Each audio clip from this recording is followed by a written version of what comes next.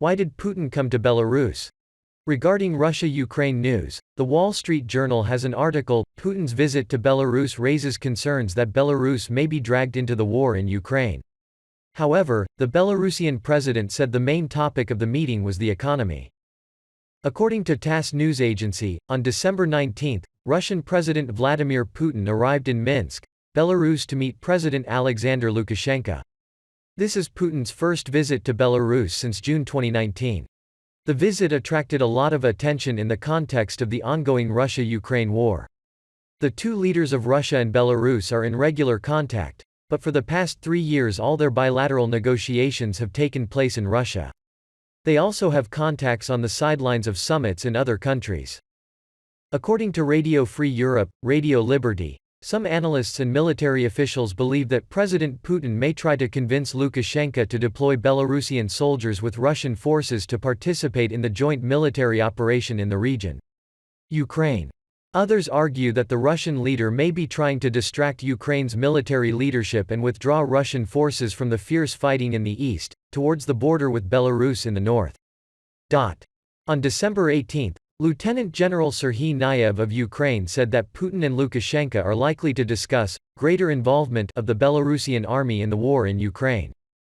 Meanwhile, Ukrainian President Volodymyr Zelensky said Kiev was preparing for all possible developments, including an attack coming from Belarusian territory. According to Reuters news agency on December 17, the Belarusian social networking account Hagen, which tracks military activity in Belarus, said that several Russian warplanes flew over Belarus to northern Ukraine. However, Reuters said it was unable to verify this information. In October, Belarus deployed thousands of troops along with Russia to conduct joint military exercises. However, both Minsk and Moscow have officially announced the content of the meeting of the leaders of the two sides. They did not mention the possibility that Belarus may deploy troops with Russia to the battlefield in Ukraine. The Kremlin said Putin visited and worked in Belarus at the invitation of President Lukashenko. The two leaders will discuss key aspects of the further development of the Russia-Belarus strategic partnership and alliance, with a focus on integration within the framework of the Union State of Russia-Belarus, as well as current issues on the international and regional agenda, the Kremlin said. On the Belarus side, Lukashenko said the main topic of the meeting would be economic issues, but added that he and Putin would also discuss defense and security in the region. Next newsletter is Russia-related news. Russia warns U.S. to get deeper into Ukraine conflict. Russia's ambassador to the U.S. warned that Washington is sinking deeper into the conflict in Ukraine by supplying increasingly powerful weapons to Kiev. The fact that the U.S. is constantly supplying more and more powerful weapons to Ukraine shows that Washington is trying to escalate tensions, Russian ambassador to Washington Anatoly Antonov said in an interview with Newsweek over the weekend. Ambassador Antonov said that the rivalry between Russia and the U.S. will not end overnight, but said that the two countries must respect each other, because this is the basis of diplomatic activities and basic human communication. But we don't see such an attitude of the U.S. right now. On the contrary, anti-Russian sentiment has overwhelmed the U.S. to the point where they are getting deeper and deeper into the Ukraine conflict, losing their instinct to defend themselves, the Russian ambassador said. Accused the administration of President Joe Biden of completely ignoring Russia's concerns and increasing arms transfers to Ukraine. Ambassador Antonov pointed out that Russia and the U.S. should cooperate on other common priorities, such as the fight against international terrorism, climate change, pandemics, as well as ensuring stability in the Arctic region.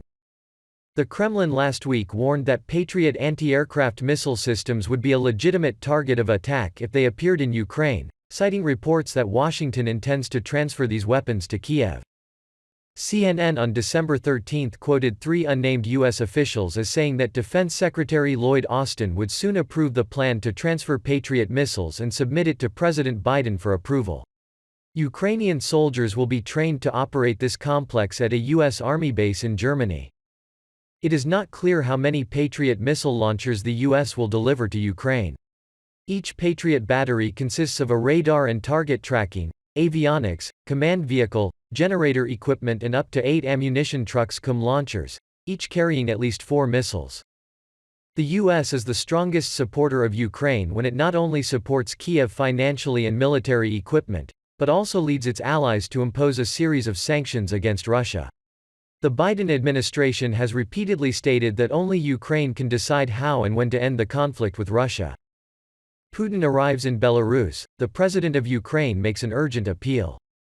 Ukrainian President Volodymyr Zelensky called for the protection of the country's borders with Russia and Belarus when Russian President Vladimir Putin arrived in Belarus. Reuters quoted Zelensky as saying after a meeting with Ukraine's top military commanders on December 18, "Protecting our borders, both with Russia and Belarus, is a priority. We are preparing for it. All defensive scenarios." The call was made by Mr. Zelensky as the Russian leader was due to arrive in Belarus on December 19 to meet and work with his Belarusian counterpart Alexander Lukashenko. Belarus is one of Russia's closest allies but is not directly involved in the military campaign launched by Moscow on February 24 this year. Lukashenko has repeatedly stated that he does not intend to send troops into Ukraine. However, officials in Kiev have warned for months that neighboring Belarus could join Russian forces and serve as a launchpad for a new offensive to form a second front in the conflict. Russia, Ukraine. In addition to Putin's visit, the Interfax news agency quoted the Russian Defense Ministry as saying that Russian forces deployed to Belarus in October will conduct battalion-level tactical exercises. The time and location of the exercise is unknown. On December 19, Ukraine's capital Kiev and its surrounding areas continued to suffer attacks. Kiev authorities claimed to have shot down 9 Iranian-made Shahed drones. Kiev Region Governor Oleksiy Kuleba said that the air defense systems in the capital had been activated, and advised people to stay in shelters, take care of themselves and their loved ones. Meanwhile, Mr. Zelensky last weekend called on Western countries to strengthen Ukraine's air defense capabilities. The power supply has been restored to more than 3 million Ukrainians in the last 24 hours. The Ukrainian armed forces are holding their ground in the town of Bakhmut, a key battleground where fierce fighting has taken place during Russia's fight. Trying to enter the Donetsk region in the east, Zelensky said. Next newsletter is Canada-related news. 6 dead in Toronto shooting, safest city in the world. 6 people were killed and another was injured in a shooting in the suburbs of Toronto, Canada on the evening of December 18, local time. Jim McSween, police chief of York, Toronto, told reporters that the suspect died after a gunfight with authorities. The shooting happened in an apartment building in the suburbs of Toronto, on the evening of December 18, local time. Before the police arrived, the suspect shot and killed 5 people. The 6th victim is in the hospital. The person suffered serious but not life-threatening injuries. It was a horrible scene, McSween said. 6 people died. One of them was the suspect. The other 5 were the victims. There are no details yet on whether the shooter was a resident of the building. Police have not yet identified the suspect or the victims. Other residents of the building were evacuated. Sheriff McSween said the danger has passed and residents can return to the apartment in the next few hours. Mass shootings are rare in Canada, and Toronto has long boasted one of the safest major cities in the world.